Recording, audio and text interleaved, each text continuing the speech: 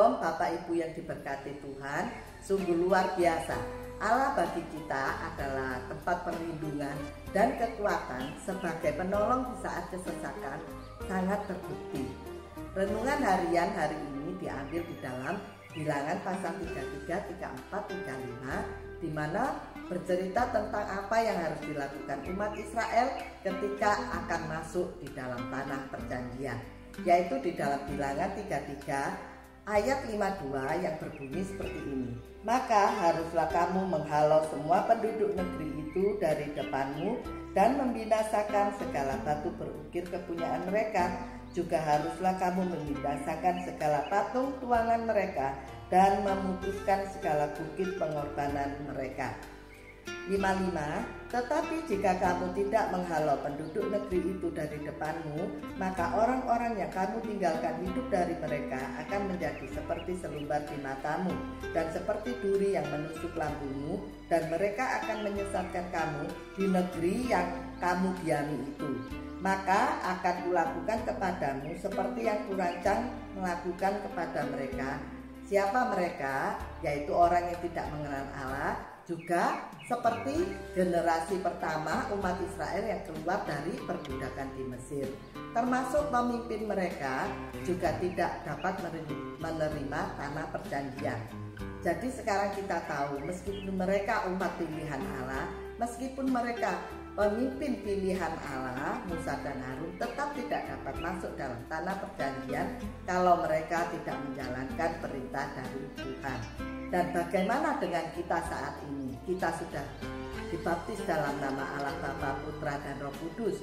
Kita sudah menjadi pelayan Tuhan, atau kita sudah melayani di rumah Tuhan. Juga kadang kita sudah terima mujizat Tuhan. Apakah kita juga nasibnya sama seperti mereka, tidak dapat masuk dalam tanah perjanjian yang diberikan oleh Tuhan Allah, yaitu hidup kekal?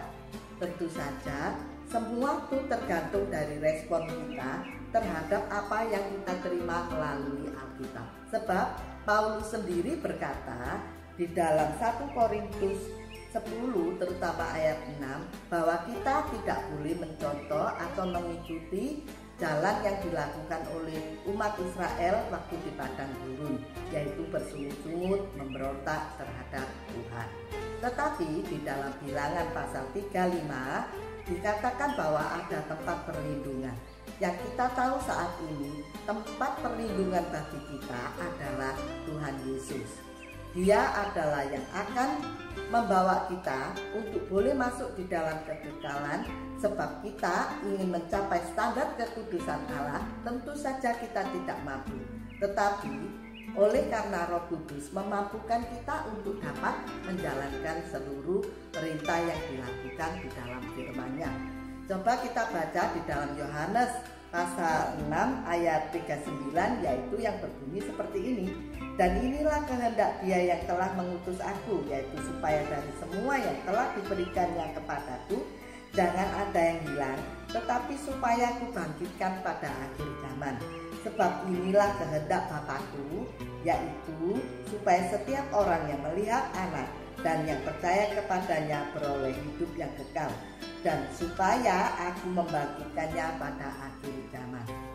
Jadi sungguhlah berbahagia orang yang mengerti isi Alkitab dan melakukannya, sehingga kita dapat merespon apa yang ada di dalam Alkitab, membawa kita kepada apa yang dijanjikan oleh Tuhan Yesus, yaitu hidup yang kekal.